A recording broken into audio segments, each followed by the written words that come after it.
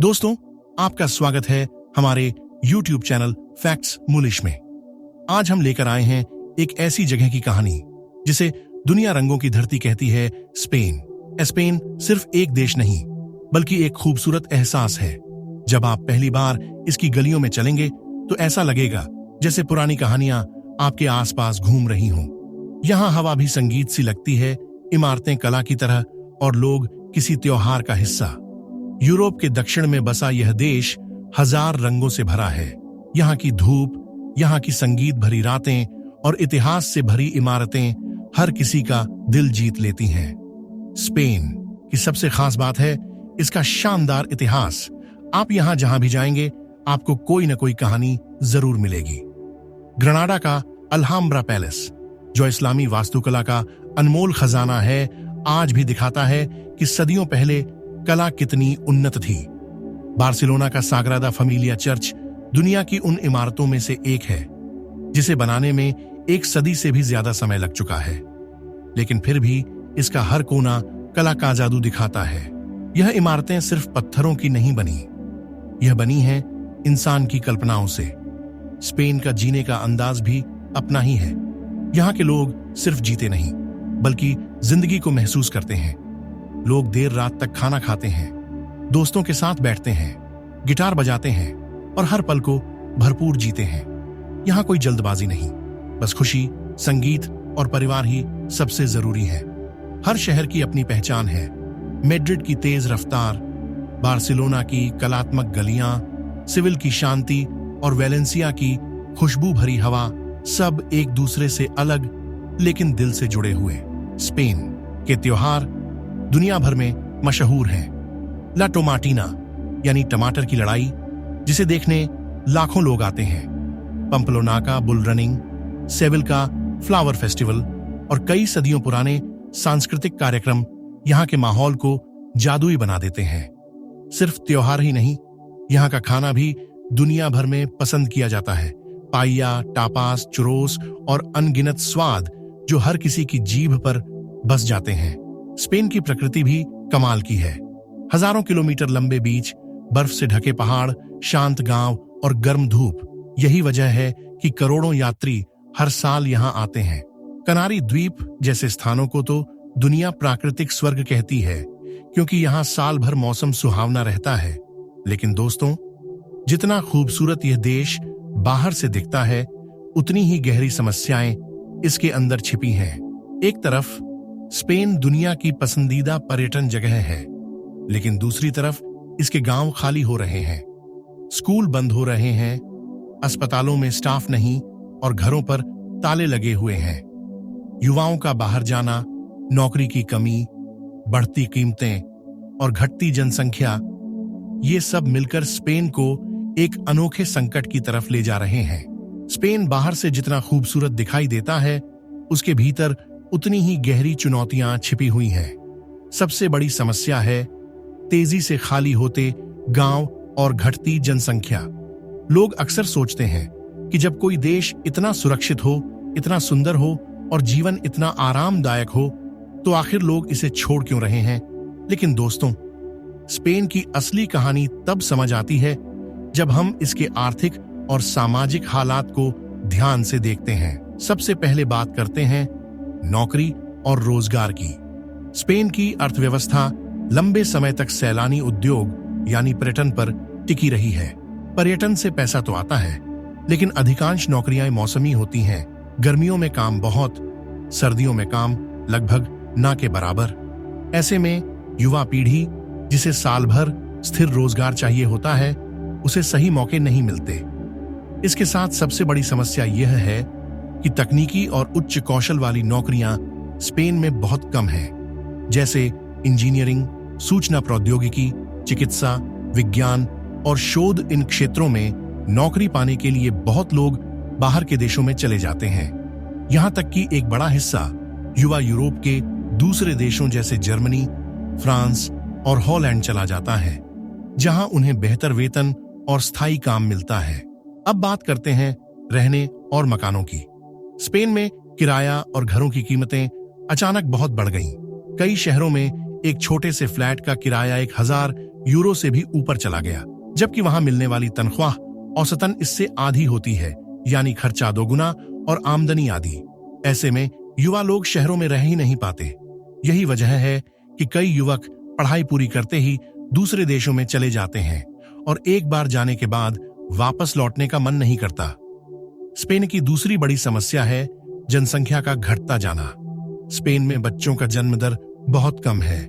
यहाँ हर महिला औसतन 1.2 बच्चे पैदा करती है, यानी 2 लोगों की जगह अगली पीढ़ी में 1 से थोड़ा ज्यादा बच्चे। इसे सरल भाषा में कहें तो देश की आबादी धीरे धीरे कम होती जा रही है। साल दर साल स्थिति इतनी बिगड़ी कि अब जन्म से अधिक मौतें होने लगीं। जैसे जैसे बुजुर्गों की संख्या 3 में से 1 तक पहुंच गई है, देश पर स्वास्थ्य सेवा और पेंशन का बोझ बढ़ता जा रहा है। इसका सीधा प्रभाव पड़ा है गांवों पर। जैसे ही युवा शहरों या अन्य देशों की ओर चले गए, गांवों में घर बंद होने लगे। स्कूलों में बच्चों की संख्या इतनी कम हो गई कि कई स्कूल बंद कर दिए गए। अस्पतालों में डॉक्टर नहीं, दुकानों में ग्राहक नहीं और खेतों में काम करने वाले हाथ नहीं। कई गांव ऐसे हो गए जहां 50% से ज्यादा घर खाली पड़े हैं। कुछ गांवों में तो कुल आबादी 20-30 लोगों तक रह गई है। इस स्थिति को यहां स्पेन का खाली होता दिल कहा जाता है। इतनी बड़ी समस्या का एक कारण और भी है, स्पेन की धीमी सरकारी व्यवस्था। यहां काम करवाना थोड़ा मुश्किल माना जाता है। कागजी प्रक्रिया लंबी, मंजूरी में समय लगता है और कई विदेशी युवा इसी वजह से स्पेन छोड़कर दूसरी जगह जाते हैं। भाषा की दिक्कत भी एक बड़ा कारण है। यहाँ बातचीत मुख्यतः स्पेनिश भाषा में होती है और जिसे यह भाषा नहीं आती उसे नौकरी और घर ढूंढने में बहुत परेशानी होती है। स्पेन की आज की हालत को समझने के लिए हमें इसके इतिहास की गहराई में उतरना पड़ेगा। हर देश का वर्तमान उसके अतीत से बनता है और स्पेन इसका सबसे बड़ा उदाहरण है। यह देश जितना रंगीन दिखता है, उसके इतिहास में उतने ही उतार चढ़ाव हैं। यही कारण है कि आज स्पेन एक तरफ आधुनिक और चमकदार दिखता है, लेकिन दूसरी तरफ कई क्षेत्रों में कमजोर भी नजर आता है। सबसे पहले चलते हैं प्राचीन समय में। स्पेन की धरती पर शुरू में अलग अलग कबीलों का राज था। इबेरियन, सेल्टिक और फोनीशियन लोग। ये लोग व्यापार करते थे, खेती करते थे और अपनी अपनी संस्कृति के साथ शांत जीवन जीते थे। लेकिन फिर रोम का शासन आया। रोमनों ने स्पेन को अपने साम्राज्य का हिस्सा बना लिया और सड़कें, इमारतें, कानून और भाषा तक बदल दी। आज स्पेनिश भाषा में जो कई शब्द हैं, उनकी जड़ें रोमन काल की लैटिन भाषा में छिपी हैं। रोमन साम्राज्य के पतन के बाद आया विसिगोथ राज।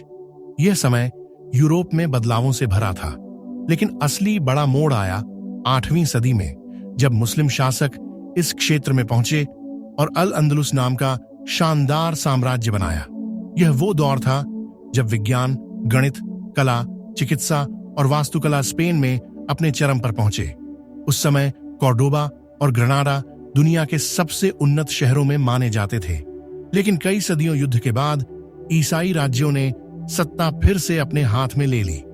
इससे संस्कृति, समाज और राजनीति तीनों में भारी बदलाव आए। इसके बाद आता है स्पेन के इतिहास का स्वर्णिम काल। 15वीं सदी में क्रिस्टोफर कोलंबस द्वारा नई दुनिया की खोज के बाद स्पेन दुनिया का सबसे बड़ा साम्राज्य बन गया। अमेरिका, अफ्रीका और एशिया में फैला यह विशाल साम्राज्य स्पेन को सोने, चांदी और धन दौलत से भर देता था। लेकिन एक समस्या यहीं से शुरू होती है। तेज अमीरी ने स्पेन को मेहनत और नवाचार के बजाय आयात किए गए धन पर निर्भर बना दिया। जब सोना और चांदी का आना कम हुआ तो अर्थव्यवस्था लड़खड़ाने लगी। इस गलती की कीमत आज भी स्पेन चुकाता दिखाई देता है। इसके बाद आया संघर्षों का दौर। 16वीं से 19वीं सदी के बीच स्पेन कई युद्धों, राजनीतिक विवादों और आर्थिक मंदियों से जूझता रहा। इसके साम्राज्य के टुकड़े अलग अलग होते चले गए। फिर आया नेपोलियन का आक्रमण, जिसने देश को और अस्थिर कर दिया। जनता में असंतोष बढ़ा, अर्थव्यवस्था नीचे गई और समाज में विभाजन गहराया।